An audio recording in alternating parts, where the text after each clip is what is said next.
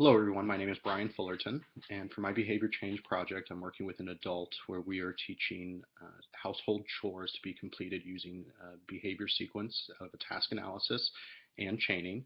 So for my literature article that I'm referencing in my behavior change project, it is focused on the use of prompts in behavior chains, primarily most to least and least to most prompting.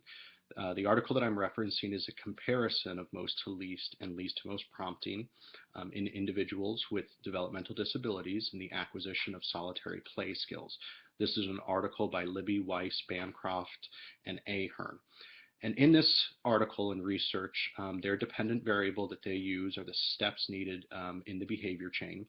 The independent variables are the prompts that are provided to the subjects in this case being most to least, least to most, and most to least with a delay. So the way that their research was set up is they acquired a task analysis of 4 different types of Lego structures to be built with a sequence of each piece being built into a structure.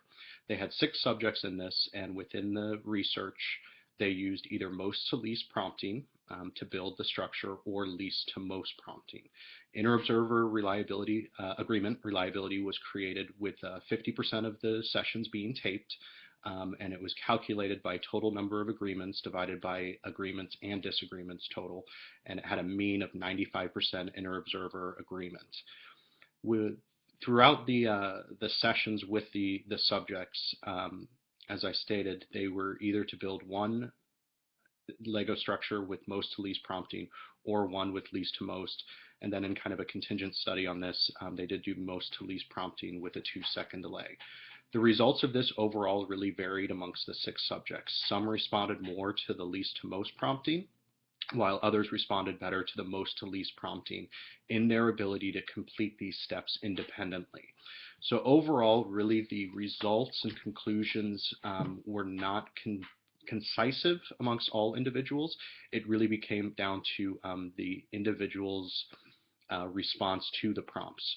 So what the authors of this article did state is that most to least prompting with a 2-second delay to be added until the prompt is given is really most useful for when the learning history of the individual is unknown.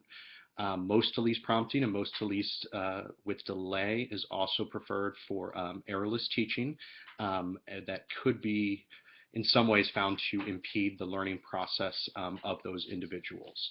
And then finally, they also decided that least to most prompting is most useful when they have a rapid acquisition of those steps in the task analysis. I'd really have to state the only part that I see that could potentially be an area of concern in this study is that both types of prompting were used on individuals, and it doesn't really take into account the elements that could affect starting with least to most prompting and learning something that could hinder the most to least or vice versa. But overall, it gave a great idea of how prompts can be used in behavior chains. Thank you very much.